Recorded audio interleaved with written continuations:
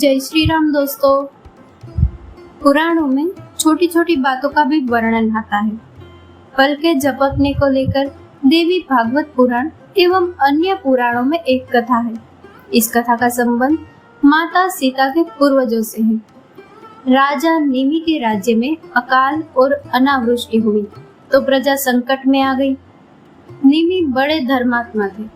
उन्होंने इस आपदा का कारण जानने के लिए अपने गुरुजनों से परामर्श किया। सबकी यही राय हुई कि राजा को राजसूय यज्ञ कराकर माता जगदम्बा के साथ साथ सभी देवों को प्रसन्न करना चाहिए। माता जगदम्बा की कृपा तो उन पर है ही, इसलिए यदि राजसूय यज्ञ में निष्ठ होकर वह जगदम्बा का आह्वान करे तो संकटों से प्रजा की रक्षा हो जाएगी।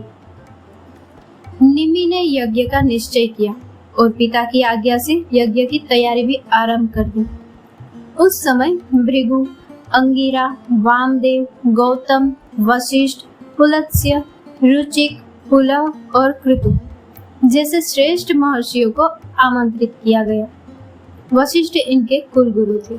सारी तैयारी पूरी करने के बाद निमि महर्षि वशिष्ठ के पास गए और उनसे मुख्य पुरोहित बनकर इस यज्ञ का कार्यभार ग्रहण करने का आग्रह किया।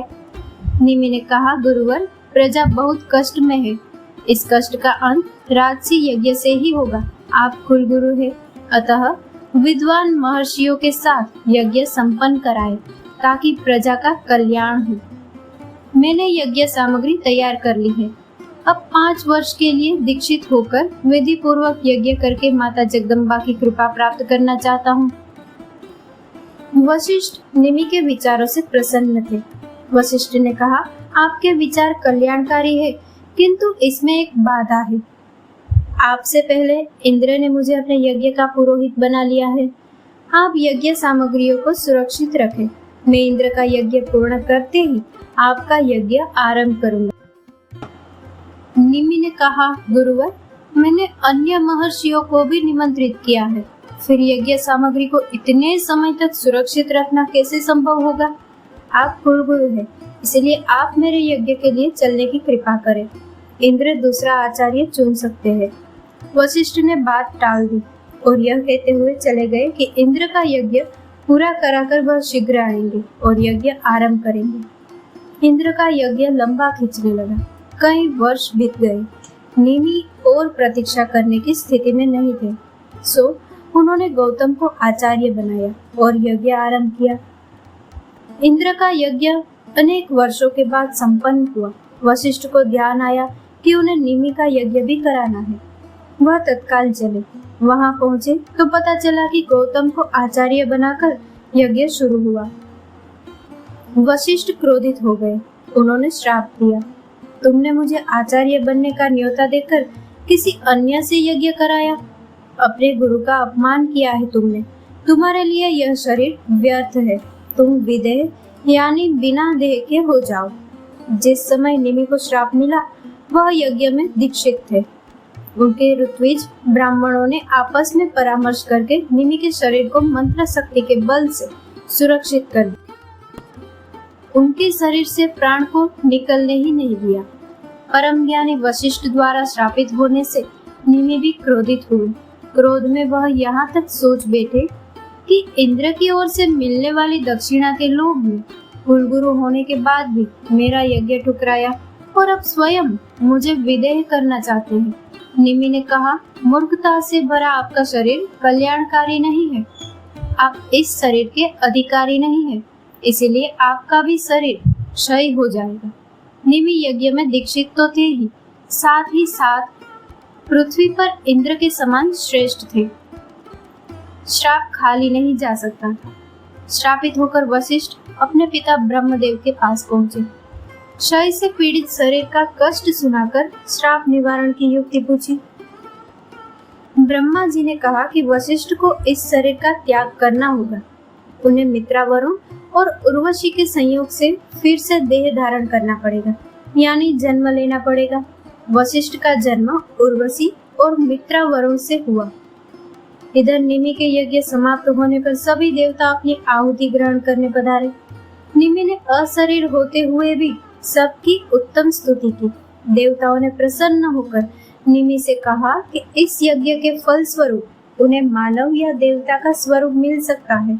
देवताओं ने उनसे इच्छा पूछी। निमि की ओर से उनके ऋत्विज ऋषियों और प्रजा ने देवताओं से प्रार्थना की कि ऐसा प्रजापालक और उत्तम राजा बहुत सौभाग्य से प्राप्त होता है। इसलिए देवतागण राजा निमि का मानव शरीर वापस कर दे।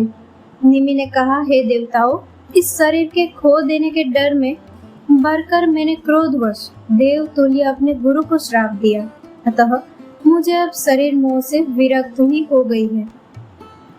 मैं देव या मानव शरीर की इच्छा नहीं रखता। यदि आप मुझ पर प्रसन्न होकर कोई वरदान देने को इच्छुक है तो मुझे यह वरदान दीजिए कि मैं अपनी प्रजा के नेत्रों में रहकर अशरीर होते हुए भी उसके सुख दुख में सदैव भागी और प्रत्यक्ष रहूं।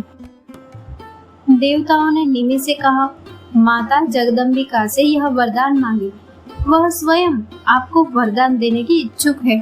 देवों ने निमि को जगदम्बा की स्तुति का गुप्त स्रोत प्रदान किया। निमि ने जगदम्बा की स्तुति की।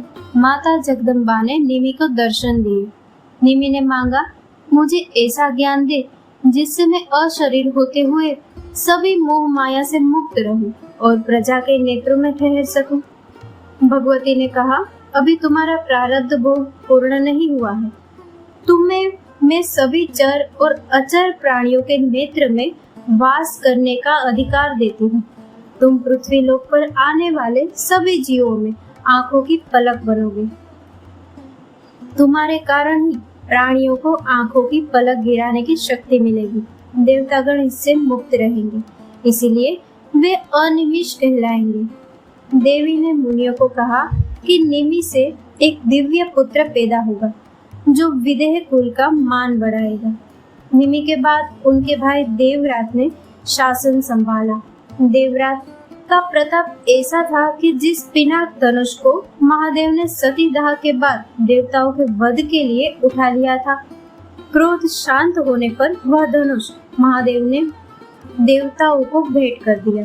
देवताओं को उस धनुष के सर्वोत्तम पात्र राजा देवरात लगे।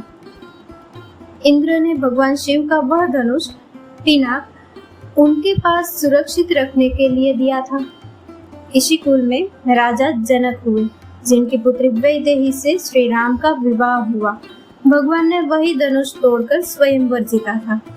दोस्तों, इस कथा को लाइक, शेयर और हमारे चैनल को सब्सक्राइब करना ना भूलें। जय श्री राम।